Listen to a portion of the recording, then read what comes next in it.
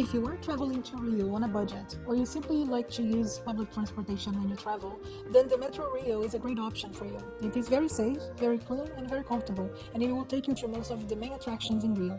My name is Anna, and on this video I'll give you what I believe is the most complete guide out there on YouTube. And I will also include the Metro operations information during Carnival and New Year's, where there are significant changes to how the Metro works. Let's start with the Metro lines. The Metro Rio, which by the way is the name of the company that serves the metro services to the city, has 3 lines, 1, 2 and 4, and also some extensions by buses which they call Metro Integração. Line 1 is the main line and the oldest of all of them. It is the one that the tourists will use the most, and it links the South Zone to the North Zone, linking Copacabana to Tijuca, and it usually has the orange color attached to it. Line 2 is the most crowded line, the one that links the South Zone to downtown area into the suburbs of Rio. Line 2 usually is related to the green color. Several stations of this line overlaps with Line 1, but we will talk about it later on in the video. Line 4 connects the South Zone to the West Zone of Rio, going from General Osório Station in Copacabana until Jardim Oceânico in Barra da Tijuca. They kept the name of the line, but in reality it is just a continuation of Line 1. It uses the same trains, you don't need to change trains or anything like that, so it doesn't really matter if it's Line 4 or Line 1. Lines 3, 5 and 6 were planned, but they were never built, so I'm not even going to talk about them. Lastly, we have Metro Integração, the integration bus services from Metro Rio.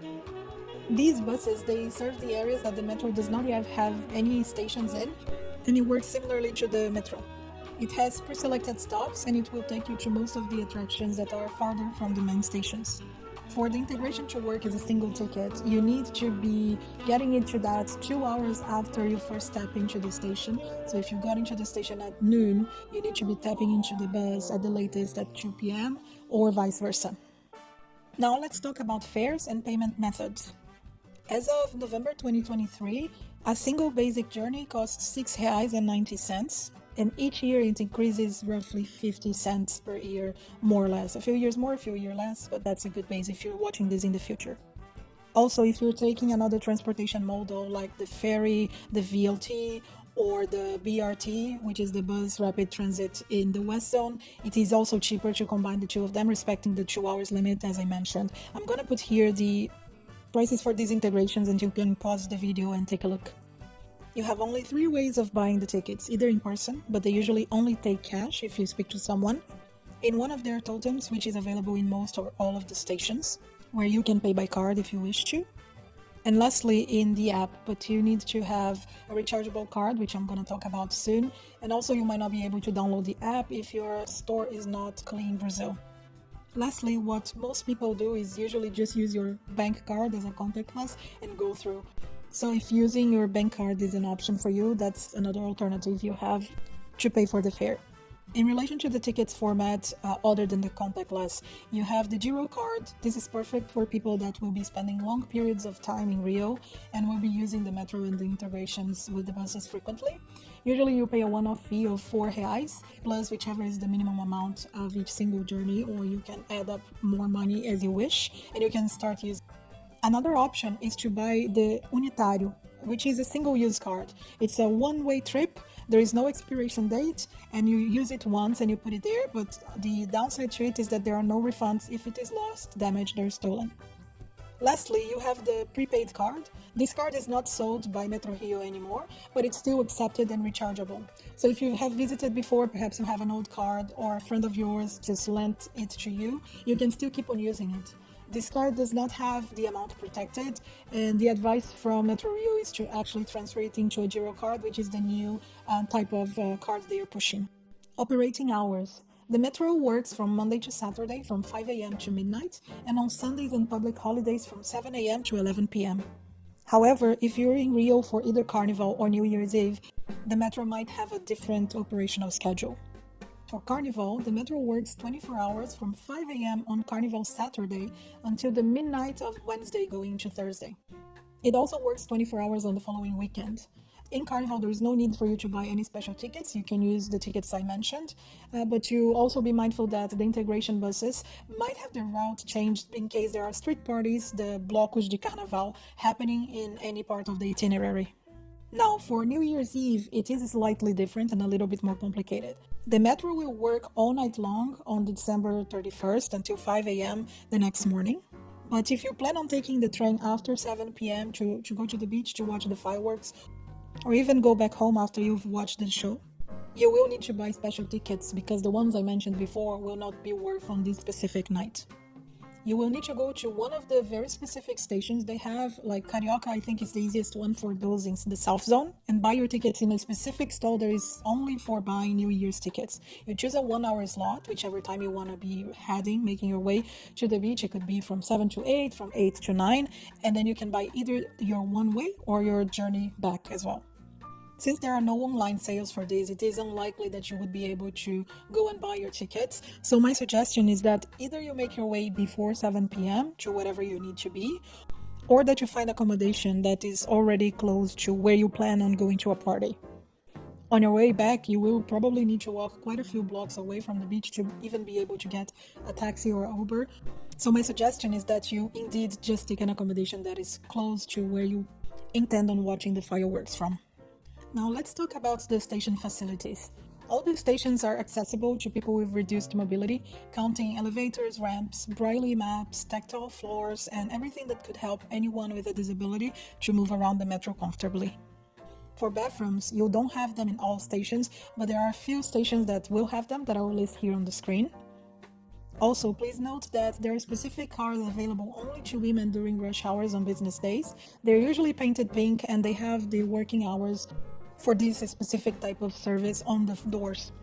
Some stations also count with ATM machines. Just be aware of your surroundings to make sure no one is keeping tabs on what you're doing, so be mindful whenever if you're taking cash out of an ATM machine. In relation to animal transportation, you can only take smaller pets with you, and only if they are in a transportation cage or if they are guide dogs. If you do have an emotional support animal, you will need to show the relevant documentation to be able to access the metro with them. Bicycles and surfboards. As a rule of thumb, you can only take these items after 9 p.m. or during the weekends, and usually only using the last carriage of the train. They also provide the bicycle parking, but the safety of your bike is your own responsibility, so make sure to have a padlock and to take the appropriate measures. Also, check the detailed rules for bike and surfboards on their website, because they have some very detailed rules you might want to be aware of. Navigating the metro system. Most of the times you won't even need to change the trains. However, if by any reason you need to change between lines 1 and 2, you can alight in any of the overlapping stations and take the train on the same platform, unless you're changing the directions, maybe you got it on the wrong way and you want to go back, and just take the next train that says whichever line it is that you're looking for. Now, if you're taking the integration buses, you need to come out of this tap out and then tap in right on the bus. Usually they are parked right in front of the stations and they look like they're branded with the Metro Rio branding colors and letters, so you will be able to spot it very easily. Most stations, if not all of them, have the name of the station announced in both Portuguese and English. Próxima estação, next stop, Nossa Senhora da Paz, Ipanema. Desembarque pelo lado direito. E atenção com o vão entre o trem e a plataforma. Exit on the right. Mind the gap. And the map inside the carriage will also flash some lights to show which station is next, so it should be easy to get around. Now let's talk about safety and security. The metro is really safe. It has many security guards in all of the stations and lots of CCTV, but you might encounter the odd pickpocket, so always be mindful of your belongings, especially if the train's crowded. Also, once you leave the station, especially at night, be careful and take the usual precautions when walking towards your destination.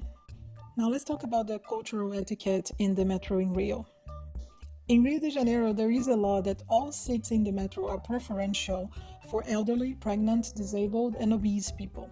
So make sure to offer your seat to those that might need it, or if no other seat is available. Also, another law is that you always need to carry your backpack in front of you or on the floor. You cannot ride skateboards, roller skaters, bikes, etc. within the station. I know it's kind of obvious, but if there is a rule, there is a story, so I'm just telling you. As with many other metro systems in the world, do not stand in front of the door, especially if it's busy. People want to go in and out, so make sure to make your way inside the carriage. You might see some people selling candies or begging for money inside the train. It is usually forbidden, but sometimes the security guards just turn a blind eye to them. If you're getting accosted by them or if you're uncomfortable, just say a firm no and they should move away. Now for the popular destinations via metro. Many of the Rio main attractions can be reached either by the metro directly or by the bus integration services. I'll post on the screen some of the main attractions and the closest station. You can pause for reading, but you can also check on the Metro Rio or Google Maps the detailed itinerary. Now, the last tip I have for you is that despite Uber being more convenient for most of these locations, take the metro can be more interesting during rush hour or even during big events like Carnival, New Year, maybe there is a big soccer game somewhere. And because of those events, the entire city comes to a halt and the traffic is just awful. So honestly, it might make more sense to take the metro than to take the Uber at times. Also, the dynamic fares during these events can spike up on the car sharing apps. So consider using the metro if it is convenient and makes sense to your destination. Just don't default to the car sharing apps. And if you are concerned about safety in Rio, check my other video out where I give you 26 tips on how to feel safer in Rio. I'll see you on the next one. Bye!